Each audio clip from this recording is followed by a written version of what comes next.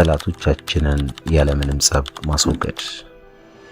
ሰላም ጤና ወንድም እህቶቼ፣ በሕይወታችሁ የመናቅ ያለመከበር፣ ከሰው የማነስ፣ የራስ መተማመን አለመኖር፣ ተሰሚነት የማጣት፣ ተቀባይነት የማጣት ያለበትን ሕይወት መኖር አንገሽግሿችኋል? እንደዛ ከሆነ ይህ ቪዲዮ ለእናንተ ነው።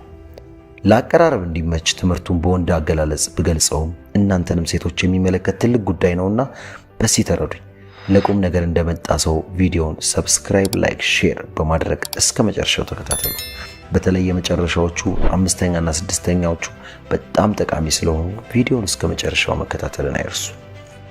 ድብቁ 10 ህይወት ቀያሪ ህጎች። ሰላም፣ ይህ ኢንስፓየርድ ጄነሬሽን ነው። ዛሬ በአስተማሪና ሰፊ በሆነ ትምህርት ወደ እናንተ ቀርቤያለሁ። ይህን ትምህርት ላይክ በማድረግ እንድትጀምሩና ሼር እንድታደርጉ በትህትና ጠይቃለሁ። ለቻናሉም አዲስ የሆናችሁ ሰብስክራይብ በማድረግ ቤተሰብ እንድትሆኑ በትህትና ጋብዛለሁ። ህይወታችንን የተሳካና የተስተካከለ የሚያደርጉ ህጎች ቢኖሩ መልካም ነው። ምክንያቱም በህይወታችን ላይ ለውጥን እንድናይ በሚገባ ስለሚያግዙን ነው። በህይወታችን ውስጥ በጣም ብዙ ያልተጻፉ ህጎች አሉ። አንዳንዴም ህጎች ለህይወታችን የሚጠቅሙ ሆነው ሌሎች ደግሞ ህይወታችንን የሚጎዱ ናቸው። ያልተጻፉም ህግ ማለት አልተደነገገም እንጂ በህይወታችን ላይ ብናደርጋቸው ህይወታችንን ሊቀይሩልን የሚችሉ ነገሮች ናቸው ማለት ነው። ለምሳሌ በህይወታችን ውስጥ 2 ወይም 3 ጊዜ እንድንበላ የሚያስገድደን ህግ የለም። ነገር ግን ስለሚጠቅመን እናደርገዋለን። አሁን የምነግራችሁ 10 ወሳኝ ህጎች ናቸው። አልተደነገጉ፣ ነገር ግን በህይወታችን ውስጥ በጣም ጠቃሚና ህይወታችን ሊለውጥልን የሚችሉ ናቸው። ከምነግራችሁ ህጎች መካከል እንደውም አንዳንዶቹ ለምን እስካሁን አላደረኩትም ብላችሁ ሁሉ የምትገረሙበትም ሊሆን ይችላል። እነዚህ አሁን የምነግራችሁ ህጎች በጣም ብዙ ስኬታማ ሰዎች በህይወታቸው ውስጥ እንደ መርህ አድርገው የሚከተሉት ህጎች ነው። እናንተም ይጠቅማችኋል፣ ይለውጣችኋል ብዬ ስላሰብኩ ይዤላችሁ መጥቻለሁ። 10ኛ፣ ራስህን ለማወቅ ጊዜ ውሰድ። ምንድነው የሚያስደስትህ? ምንድነው በህይወት ውስጥ ልታደርግ የምትፈልገው? ምንድነው ትርጉም የሚሰጥህ? ምን መማር፣ ምን መስራት፣ እንዲሁም ደግሞ ምን አይነት ገቢ እንዲኖር ነው የምትፈልገው? ምን አይነት ጓደኝነት፣ እንዲሁም ምን አይነት የትዳር ህይወት እንዲኖር ነው የምትሻው? እነዚህን በጥልቀት እንድታስብበት እፈልጋለሁ። አንዳንድ ሰው የሆነ ቀን ተነስቶ ጸሎት አድርጎ አንተ ለካ ጸሎት መጸለይ ሰላም ይሰጣል ብሎ ይላል። ከዛ ግን ያንን ጸሎት ደግሞ አያደርገው፣ በህይወቱ ላይ ተገብሮ። ሌላው ደግሞ አንዱ ተነስቶ ስፖርት ይሰራና ለካ ስፖርት መስራት እንደዚህ ቀለል ያለ ስሜት ይሰጣል ብሎ ይነግራል። ነገር ግን ድጋሚ ተመልሶ ወደ ስፖርት ቤቱ አይሄድም። በሰፈቀደ የምንኖርበት ህይወት ማብቃት አለበት። እቅዶቻችንን ማውጣት መጀመር አለብን። እንደውም አንድ አባባል አለ፣ ወዴት እንደሚሄድ የማያውቅ ሰው ሁሉ መንገድ የሚያደርሰው ይመስለዋል የሚባል አንድ አባባል አለ። ዛሬ ግን እሱን አባባል ሰብረን እንጥለዋለን። ለዚህ በቂ ጊዜ መውሰድ አለብህ። 9ኛ፣ የአንተ ስራ መስራት ነው። ይህ ህግ ትልቅ ቦታ ልንሰጠው የሚገባ ህግ ነው። የአንተ ስራ መስራት ነው። ሌላው የፈጣሪ ስራ ነው። የአንተ ስራ መልካም መሆን፣ መልካም መስራት ነው። ነገር ግን ያንን የሚያበቅለው መልካም ሰው ወደ ህይወት የሚያመጣው ፈጣሪ ነው። መልካም ጓደኛ፣ መልካም የፍቅር ጓደኛ፣ መልካም የትዳር ህይወት የሚሰጥህ እግዚአብሔር ነው። ከአንተ የሚጠበቀው መልካም ዘርን መዝራት ነው። ውጤቱን የሚሰጥ ፈጣሪ ነው። አንተ በቻልከው መጠን መማር አለብህ። የሚያሳካው ግን ፈጣሪ ነው። ገበሬ ከዘራ፣ ካረመ፣ ከኮተኮተ በኋላ ከዘራ በኋላ ፈጣሪ እንደሚያበቅለት እርግጠኛ ስለሆነ ነው የሚተኛው። ለዛ ነው በእርሻ ላይ ዘሩን ዘርቶ ዝም ብሎ ሰብል የሚጠብቀው። 8ኛ፣ እየመጣህበትን አስብ። ሰው የጀመረውን ነገር የሚያቆመው የጀመረውን ነገር አስቦ አይደለም። በጣም ብዙ ይቀረኛል፣ ተስፋ ይቆርጣል። አንተ ግን የጎደለህን ሳይሆን ያለህን ነገር ብቻ አስብ።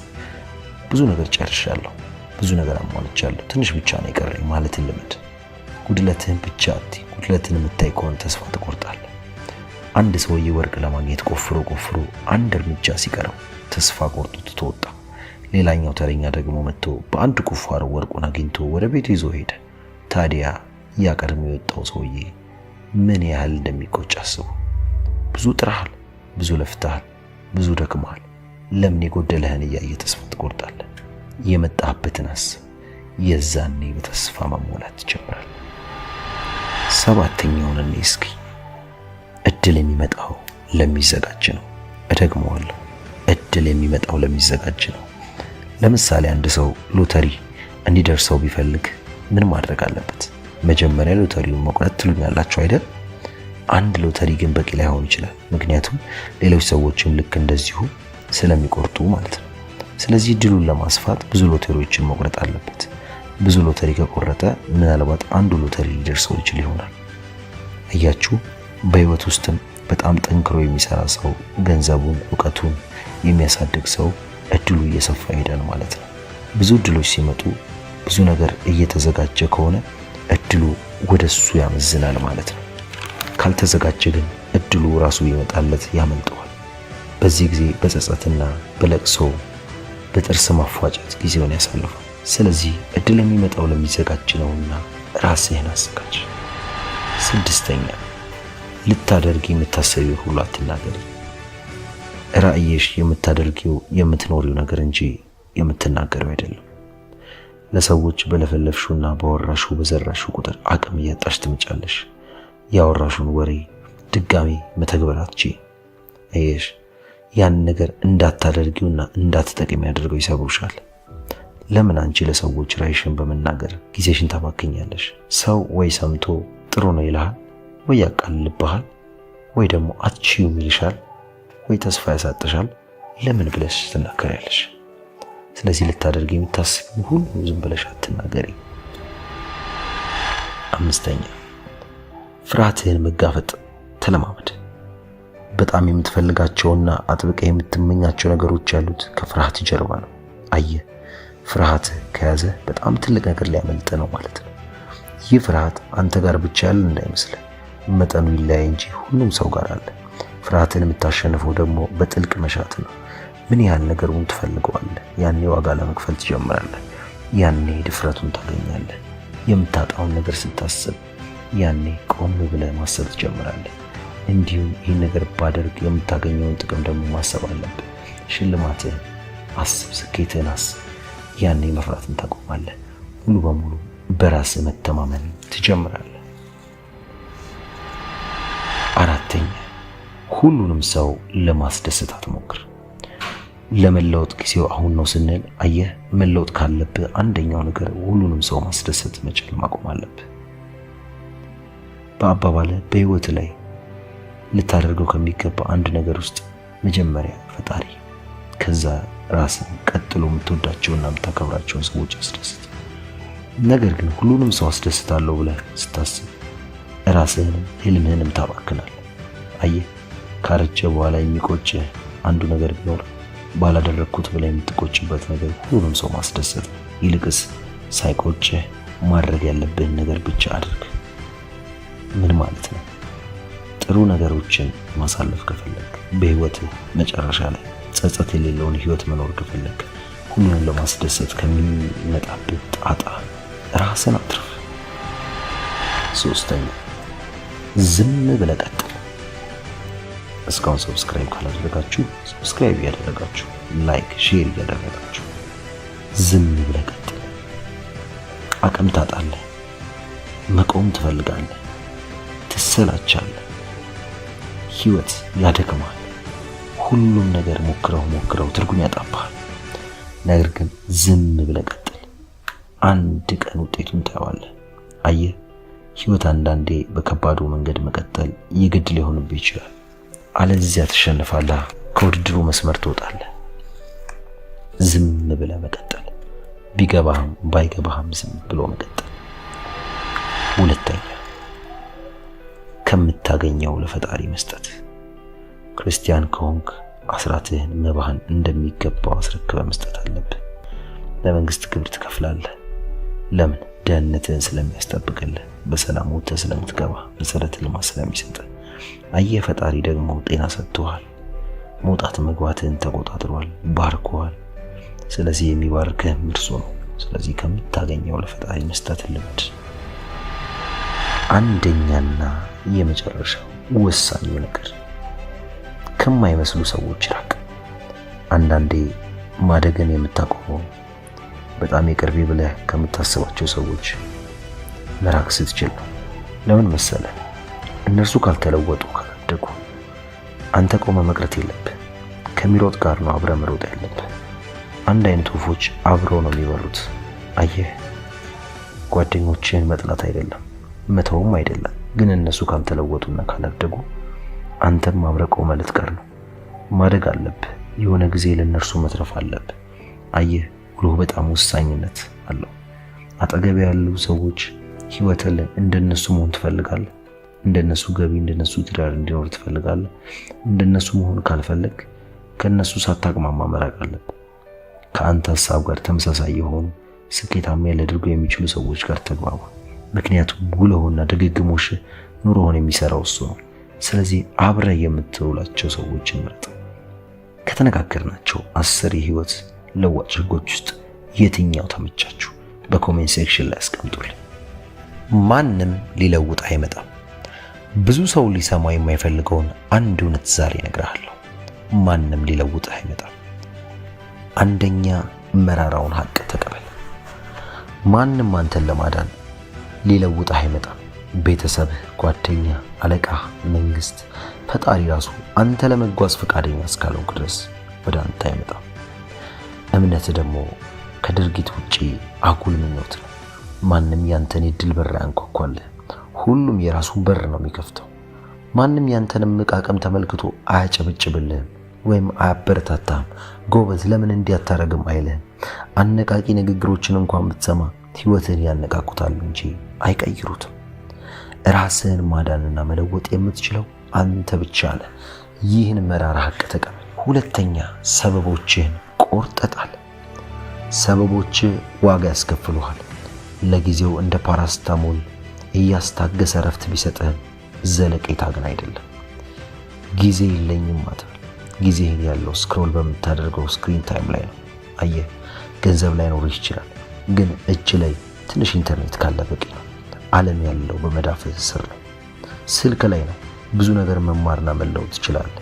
ነገር ግን አንተ ቤት በኩል ጊዜህን በማይረባና በማይጠቅም ቦታ ላይ ነው የምታውለው። ጉዳቶችህንም የሰበብ መጠራቀሚያዎች እያደረግክ በትንሽ ጉዳት ብዙ ነገር ራስን ትጎዳለህ። ሶስተኛ፣ የሚለውጡ ሰዎች ማንንም መጠበቅ አይፈልጉም። የሚለወጥ ሰው ማንንም አይጠብቅም፣ ባላቸው ይጀምራሉ። የሚያጠግብ እንጀራ ከምጣዱ ያስታውቃል እንደሚባለው ስታስቡት እናንተ ስኬታማ ሰዎች የሰዎችን እርዳታና ፍቃድ እየጠበቁ እዚህ የደረሱ ይመስሏችኋል? አይደለም። ሁሉም ስኬታማ ሰዎች የጀመሩት ባላቸው ነው።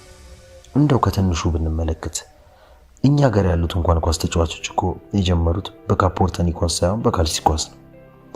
ዩቲዩበሮቻችንን ብንመለከት አሁን ላይ ትላልቅ ዩቲዩበሮች ናቸው ብለን የምናስባቸው የሀገራችን ዩቲዩበሮች እንኳን በትናንሽ ስልክ ነው።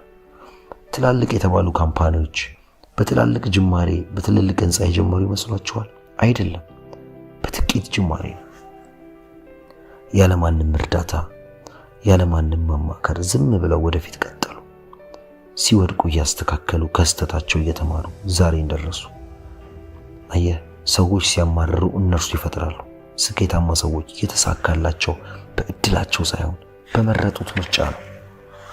ስኬታማ ሰዎች ሲሳካላቸው የሆነ የተለየ ተሰጥኦ ስላላቸው አይደለም፣ ወይም በፈጣሪ ተቀብተው ልዩ ስለሆኑ አይደለም። የመረጡትና ዋጋ የከፈሉለት ጉዳይ ግን ስኬታማ አድርጓቸዋል። አራተኛውን ስንመለከት ወደፊት ቀጥሉ። አሁን አነቃቂ ንግግሮችን ብዙ ጊዜ ሰምተሃል።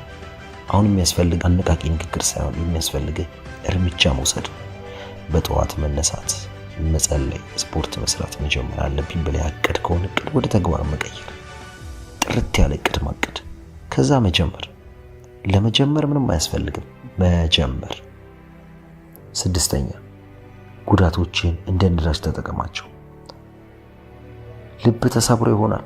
ቢዝነስን ከስሮ ሊሆን ይችላል። ያልጠበቅከው ነገርም ገጥሞ ይሆናል።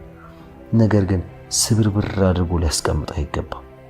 አንተን እንደገና ሊፈጥርህ፣ እንደገና በስብራቶች ውስጥ የውስጥ ምቃቅምህን እንድታወጣ ሊረዳ ይገባል። ሰባተኛውን ሐሳብ ልንገርህ። የራስ ጀግና ሁን። በዚህ ምድር የምትኖረው አንድ ጊዜ ብቻ ነው። የራስን አሻራና ኮቴ ጥለህ ማለፍ አለብህ። ትክክለኛው ጊዜ እስኪመጣ ትጠብቅ። ያንን ትክክለኛ ጊዜ ከፈጣሪ ጋር አንተ ፍጠረው። በትንሹ ተስፋ የሚቆርጥም ሰው አትሁን። ምክንያቱም ማንም ወደ አንተ አይመጣም። ተነሳ፣ ተንቀሳቀስ፣ ተፋለ። ጊዜው አሁን ነው። ለዛሬ ይዤላችሁ የመጣሁት ትምህርት ይህን ይመስላል። በእውነት ከተማማርንባቸው የተማራችሁትን ነገር በኮሜንት ሴክሽን ላይ ልታስቀምጡልኝ ይፈልጋሉ። ለቻናሉም አዲስ ከሆናችሁ ሰብስክራይብ በማድረግ ለዚህ የቁም ነገር ቻናል ቤተሰብ ይሁኑ። ለብዙዎች እንዲደርስ ላይክ፣ ሼር እንድታደርጉ በትህትና ጠይቃለሁ። የእናንተው ምርጥ ቻናል ኢንስፓየር ጀነሬሽን። የዝምታ ኃይል።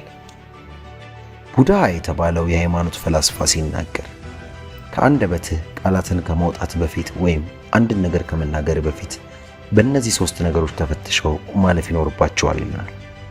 አንደኛ፣ የማወራው ነገር ዋጋ አለው፣ ጥቅም አለው ብሎ መጠየቅ። ሁለተኛ፣ የማወጣው ቃል በአሁኑ ሰዓት አስፈላጊ ነው ብሎ ራስን መጠየቅ። ሶስተኛው፣ የምናገረው ነገር የሚፈጥረው ልዩነት አለ ብሎ ራስን መጠየቅ። በህይወቱ እነዚህ ነገሮች የተረዳ ሰው ምን፣ መቼና የት ምን ያህል መናገር እንዳለበት ያወቀ ሰው ማንም ስኬታማ ከመሆን ሊያስቆም አይችልም። ከአንደበት የወጣ ቃል እንደፈሰሰ ውሃ ነው፣ ድጋሜም አይታፈስም። ቃላት ልክ እንደ መሳሪያ ናቸው።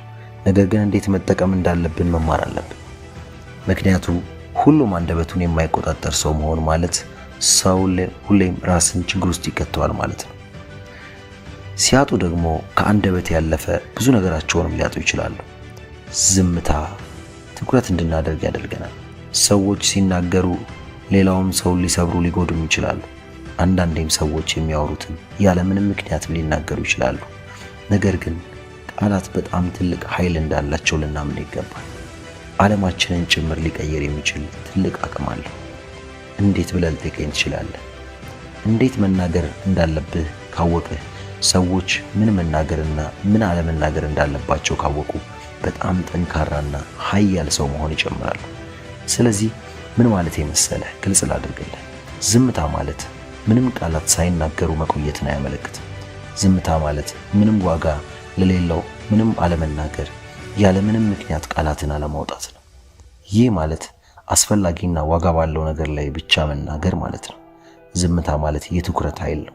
ዝምታ ማለት በዓላማችሁ ላይ ወጥራችሁ እንድትሰሩ ትኩረት የሚሰጣችሁ ነገር ነው። ስለዚህ ዛሬ 5 ዝም በማዋልታችን ብቻ የምናገኛቸውን ኃይሎች እንመለከታለን። በህይወታችሁ በአጠቃላይ የመለውጥን ትልቅ ኃይል ያለውን የዝምታን ነገር ስትለማመዱ ህይወታችሁ መቀየር ይጀምራል። አንደኛ፣ ዝምታችሁ የእናንተን ጠላት ግራ የሚያጋባ ኃይል ነው። ታላቁ ተዋጊ ሰንጆጋ እንደተናገረው ከሆነ ማንም ሰው ባላገራውን የሚያሸንፈው ምን መናገር፣ የት መናገርና ምን አለመናገር እንዳለበት ያወቀ ሰው ብቻ ነው ይለናል። እርሱም እንዳለው በሺህ የሚቆጠሩት ጠላቶቹን ያሸነፈው ታላቅ በሆነው ዝምታ ኃይል ነው። በዝምታ ውስጥ ጠላቶችን ግራ በማጋባት ወደ ጠለቀ ጭንቀት ውስጥ እንዲገቡ ታደርጋቸዋለህ። በዝምታ ውስጥ ስትቆይ ጠላቶች ስላንተ ለማወቅ እድል ስለማያገኙ ከፍተኛ ጭንቀት ውስጥ ትከታቸዋለህ። ግራ መጋባት ውስጥ ይከታቸዋል። እርምጃ ከየት ወዴት እንደሆነ ግራ ይጋባሉ። ምን እንደምታደርግ፣ ቀጣይ ምን ሊሆን እንዳለ ያስፈራቸዋል።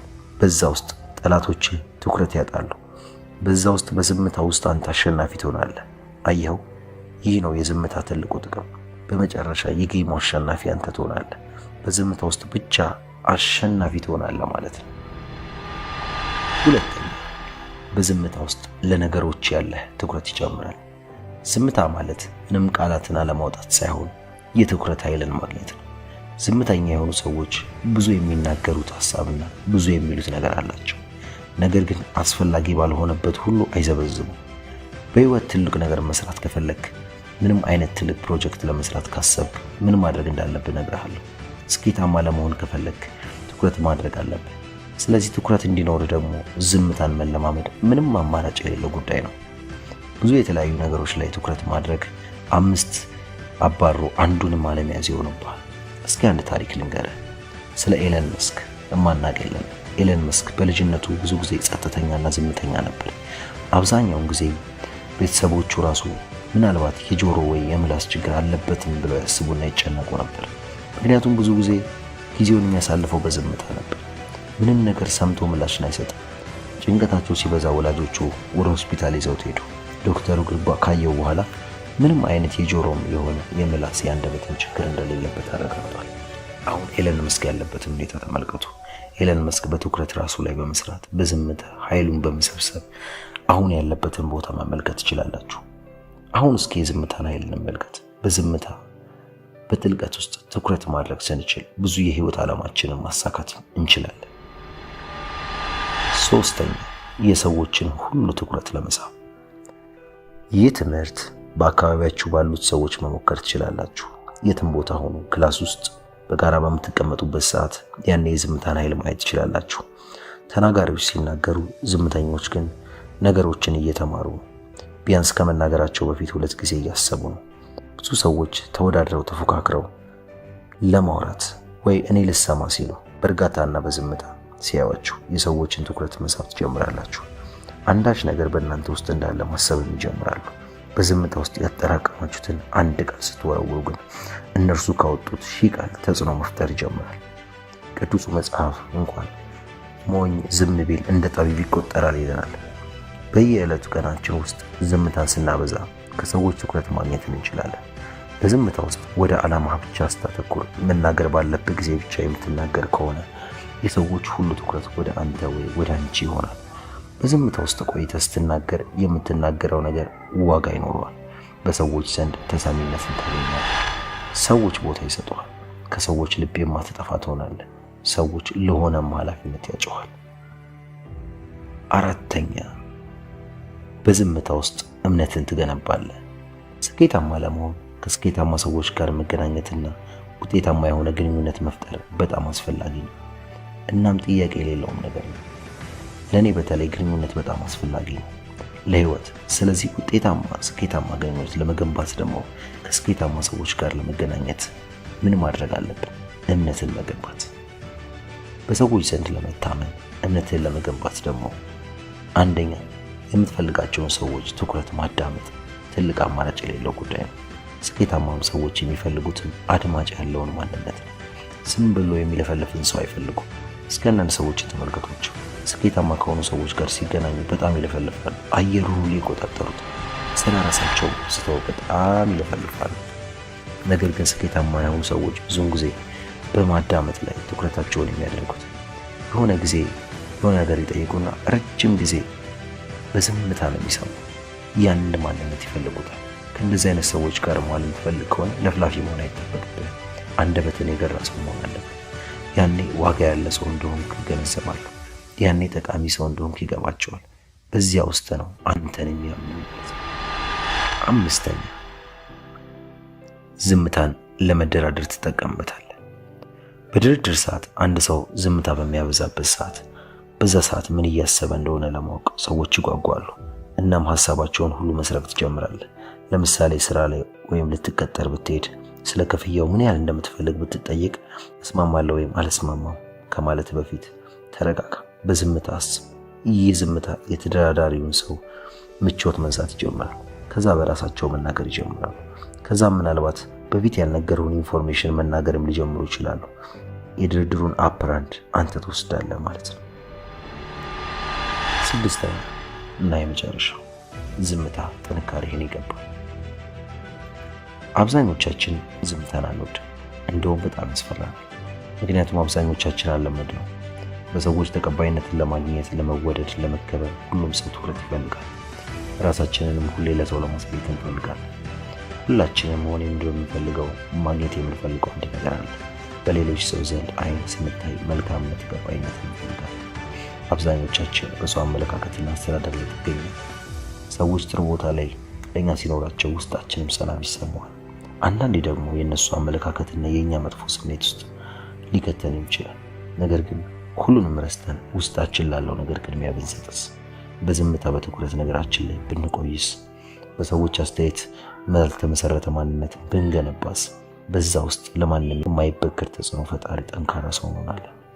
አስፈሪነት እንላበሳለን። የተከበርን፣ የተፈራን፣ የተወደድን ሰው መሆን እንጀምራለን። አያችሁ ዝምታ ምን ያህል ትልቅ አቅም እንዳለው። ይህን ማንነት ለ3 ወር ብቻ ሞክራችሁ እኔም ብትፈትኑ ትችላላችሁ። ውድ የቻናሌ ቤተሰቦች ከዚህ ቪዲዮ በጣም ብዙ ትምህርት እንዳገኛችሁበት ተስፋ አደርጋለሁ። በህይወታችሁ ለውጥን ከፈለጋችሁ በዝምታ ወደ ውስጣችሁ ተመልከቱ።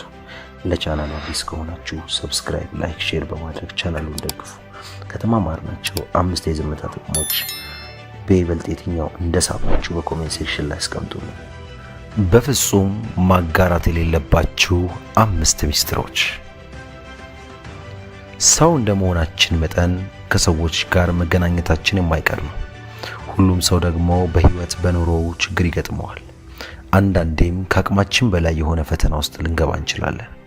ታዲያ አንዳንድ ሰዎች ችግራቸውን ለሰው ሳያጋሩ በራሳቸው ሲታገሉ፣ አንዳንዶቻችን ደግሞ ሊያግዘኝ ሊረዳኝ ይችላል ብለን ወደምናስበው ሰው ጭንቀታችንን ተናግረን መተንፈስ እርፍ ማለት እንመርጣለን። ጥቂቶች ችግራችንን ሰምተው ጭንቀታችንን አይተው ሊረዱን ሲሞክሩ፣ አብዛኞቹ ግን ስለነገርናቸው ነገር እንኳን ምናልባትም በአካል አይተውንም ላያስተውሉት ይችላሉ። ታዲያ በዚህ ዓለም ላይ በጥበብ ካልተንቀሳቀስን ለመልካም አስበን ይረዱናል ያልናቸው ሰዎች በተቃራኒው በቁስል ላይ እንጨት ዝደድ የሆነ ነገር ሊፈጥሩብን ይችላሉ።